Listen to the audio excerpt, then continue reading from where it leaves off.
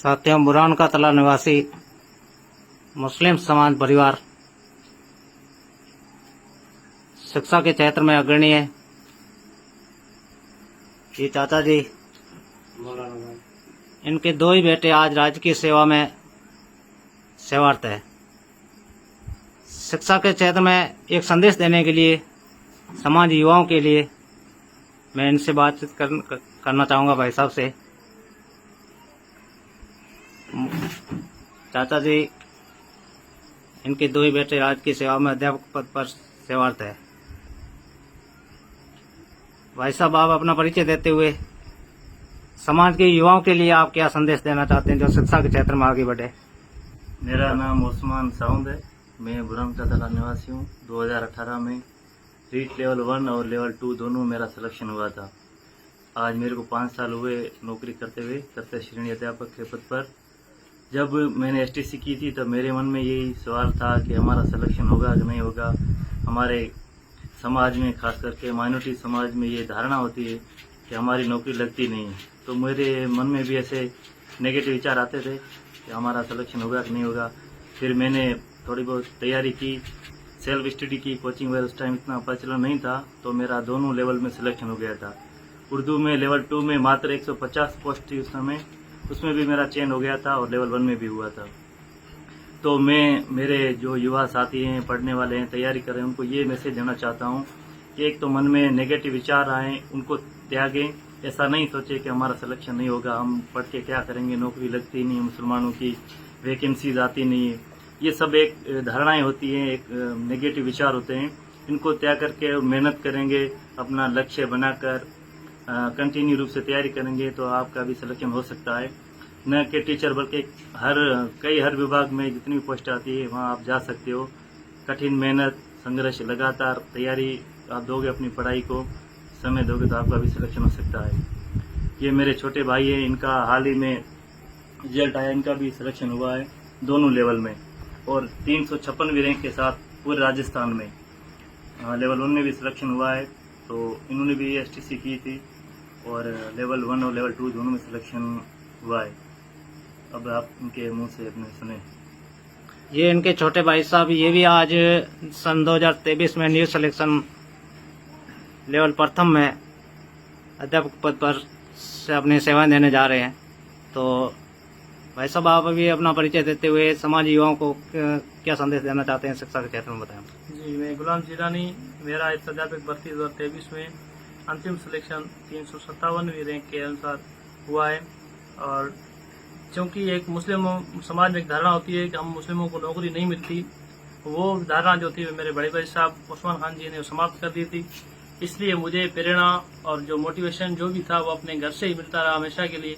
और मैं आज अध्यापक भर्ती हुए इस साल, जिसकी अंतिम आज मेरिट निर्धारण हुई, उसमें 357वीं रैंक हासिल करके मेरा भी अध्यापक भर्ती में सिलेक्शन हो गया है।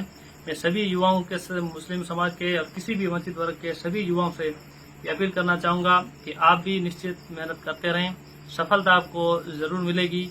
और ऐसा नहीं है कि हमारा परिवार एक संपन्नशाली परिवार था, हमारे पास बहुत पैसे थे, ऐसा नहीं था। हमारे पास एक सीमित संसाधन के होते हुए भी हमारे वालिद साहब ने हमें पढ़ाया और उन्होंने कभी भी, मुझे याद नहीं है कि इन्होंने अपने जेब से पैसे निकाल के हमें दिए हों। हमेशा वो कभी कहाँ से लाते, कभी कहीं से उधार लाते।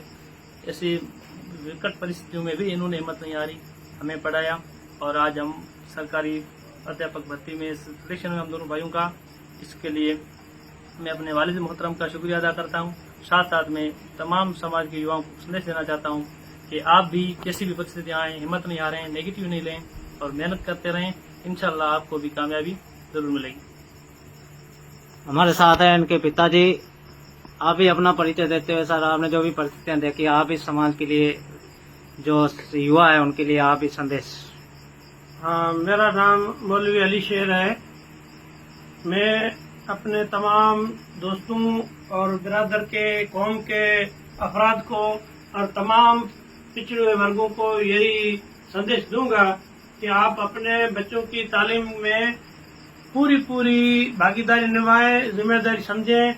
ये बच्चे आज इनका खून चूसें इस स्थिति में नहीं है, बल्कि आप अपना खून बच्चों को पिलाएं, इनको शर और शादाब बनाएं जितनी मेहनत मजदूरी करनी पड़े, तकलीफ उठानी पड़े, वो आप अपने कंधों पे उठाएं, न कि बच्चों को मेहनत में डाल करके उनका खून चूसें।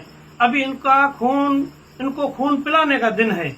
कल ये बड़े फूल और बड़े बाग और चमन बन करके मुल्क को खुशबू देंगे।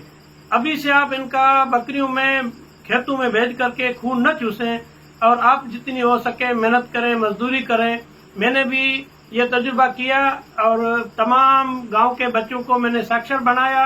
मैंने 30 साल यानी करीबन आज से 40 साल 35 साल पहले मैंने ये काम शुरू किया था, मदरसा शुरू किया, जिसमें आज 2000 ऐसे बच्चे हैं जिनको मैंने साक्षर बनाया है और गांव की दीन और दुनियावी दोनों सेवाएं की, जिसका स्वरूप फल मुझे ये मिला कि 2 बच्चे अभी मेरे नौकरी में हैं और तीसरा बच्चा भी बीएड कर रहा है। मुझे उम्मीद है मेरा रब और मेरी कौम दुआ देगी और मेरे तीनों बच्चे नौकरियां करके गवर्नमेंट की और पब्लिक की और गांव की और कौम की सेवा करेंगे। और हम चाहते हैं कि तमाम पब्लिक अपने आप को एक मुल्क का सच्चा सिपाही बन करके मुल्क की सेवा करे और मुल्क को आगे ले जाए। इसमें गांव की, मुल्क की, कौम की, सबकी भलाई है और मेरा ये संदेश और ये मेरी दुआ है कि आप हमेशा आबाद रहें। अस्सलाम वालेकुम। साथियों, खून का मतलब है इनका कि समाज के लोग मेहनत करें, बच्चों से मेहनत ना करवाएं, स्वयं मेहनत करें। खून बहाना मतलब एक मेहनत करना। उनको मजदूरी पे न ले बचपन में।